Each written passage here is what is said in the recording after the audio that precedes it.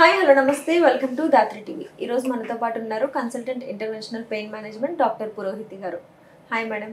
Hi నమస్తే. So cancer patients ఎలాంటి nutrition తీసుకుంటే బాగుంటుంది మేడం? క్యాన్సర్ పేషెంట్స్కి న్యూట్రిషన్ అన్నది చాలా చాలా ఇంపార్టెంట్ నా పాయింట్ ఆఫ్ వ్యూలో. ఎందుకంటే వీళ్ళలో వెయిట్ లాస్ ఎక్కువ ఉంటుంది, సర్జరీస్ ఉంటాయి, కీమోథెరపీస్, రేడియోథెరపీస్, వీటన్నిటిని తట్టుకోవాలి అంటే ఎనర్జీ లెవెల్స్ మెయింటైన్ అవ్వాలి, వెయిట్ లాస్ అవ్వకుండా అట్లీస్ట్ వెయిట్ అన్నది మెయింటైన్ చేయగలగాలి. అండ్ ఇమ్యునోథెరపీస్ కానీ వీటన్నిటిని మనం తట్టుకోగలగాలి అంటే మన ఇమ్యూనిటీ లెవెల్స్ బాగుండాలి. కాబట్టి న్యూట్రిషన్ అన్నది చాలా ఇంపార్టెంట్. క్యాన్సర్ పెయిన్లో విపరీతమైన పెయిన్ రావడానికి ఉన్న బేసిక్ కాన్సెప్ట్ ఏంటంటే ఆ క్యాన్సర్ ఉన్న ఏరియాలో జరిగే ఇన్ఫ్లమేషన్. దీనివల్ల చుట్టూ ఉన్న కణాలు నరాలు ఇరిటేట్ అయ్యి పెయిన్ అన్నది సివియర్గా ఉంటుంది. సో ఇన్ఫ్లమేషన్ని ఇంక్రీజ్ చేసే ఫుడ్ అవాయిడ్ చేసి ఇన్ఫ్లమేషన్ని తగ్గించే ఫుడ్ తీసుకోవటం బెటర్.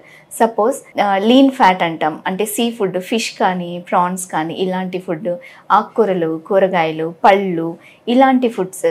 హై ప్రోటీన్ డైట్ తీసుకోవాలి, లెగ్యూమ్స్ కానీ అంటే వేరుశెనగ గింజలు లేదా గ్రెయిన్స్ కానీ ఇలాంటి ఫుడ్ తీసుకోవటం వల్ల ఆ ఇన్ఫ్లమేషన్కి అగేన్స్ట్గా ఫైట్ చేసే కెపాసిటీ వస్తుంది, మన ఎనర్జీ లెవెల్స్ మెయింటైన్ అవుతాయి, వెయిట్ కూడా ప్రాపర్గా మెయింటైన్ అవుతుంది. అండ్ ఈ కీమోథెరపీ, రేడియోథెరపీస్ అన్నవి వీటి వల్ల ఇంకా వెయిట్ లాస్ అన్నది ఎక్కువ చూస్తాం. సో న్యూట్రిషన్ మనం ప్రాపర్గా తీసుకుంటే వీటన్నిటికీ అగెయిన్స్ట్గా మనం ఫైట్ చేయగలం. అండ్ అవాయిడ్ చేయాల్సిన ఫుడ్ ఏంటంటే స్టోర్డ్ ఫుడ్ కానీ, హై క్యాలరీ షుగర్ కానీ, లేదా stored food, canned food and processed food, బయట మనకు డీప్ ఫ్రైడ్ ఫుడ్ ఎక్కువ దొరుకుతుంటుంది. ఇలాంటి ఫుడ్స్ అన్ని డెఫినెట్గా అవాయిడ్ చేయాలి. క్యాన్సర్ పెయిన్తో ఉన్నప్పుడు క్యాన్సర్ పేషెంట్స్లో ఏంటంటే కీమోథెరపీస్ ఇలాంటి ట్రీట్మెంట్స్ ఇస్తూ ఉంటాం. వీటి వల్ల నాజియాగా ఉండటం లేదా ఎక్కువ వామిటింగ్స్ అవ్వటం చూస్తూ ఉంటాం. ఇలా ఎక్కువ వామిటింగ్ అవ్వటం, దీనివల్ల ఎక్కువ ఫుడ్ తీసుకోలేరు అండ్ డీహైడ్రేషన్ ఎక్కువ వస్తుంది, ఎలక్ట్రోలైట్ ఇంబ్యాలెన్సెస్ వస్తూ ఉంటాయి. ఏదైనా కొంచెం ఫుడ్ తీసుకున్నా కూడా వామిటింగ్స్ అనేవి ఎక్కువ ఉంటాయి.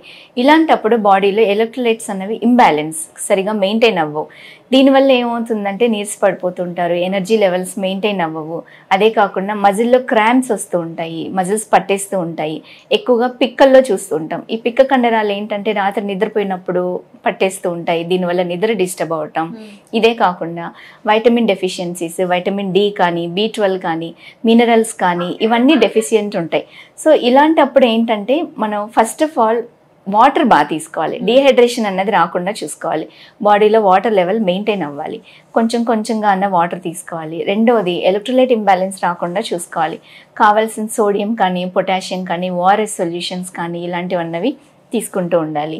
అండ్ వైటమిన్ డి కానీ, వైటమిన్ B12, మిగతా వైటమిన్స్ కానీ, మినరల్స్ కానీ, మైక్రోన్యూట్రియంట్స్ కానీ ఇవన్నీ రెగ్యులర్గా తీసుకోవటం వల్ల మనం ఈ క్యాన్సర్లో ఫైట్ చేసేటప్పుడు ఈ క్యాన్సర్ ట్రీట్మెంట్స్ అన్నవి టాలరేట్ చేయడానికి కానీ, సర్జరీ అయినప్పుడు ఆ పెయిన్ని ఫేస్ చేయడానికి కానీ, క్యాన్సర్ పెయిన్లో జరిగే ఇన్ఫ్లమేషన్ని స్టాప్ చేయడానికి కానీ మనం ఫైట్ చేసే కెపాసిటీ అన్నది వస్తుంది. క్యాన్సర్ పేషెంట్స్కి సంబంధించి ఆ న్యూట్రిషన్ ఫుడ్ గురించి చాలా చక్కగా యూస్ఫుల్ ఇన్ఫర్మేషన్ మా ఆడియన్స్కి షేర్ చేసినందుకు thank you so much madam.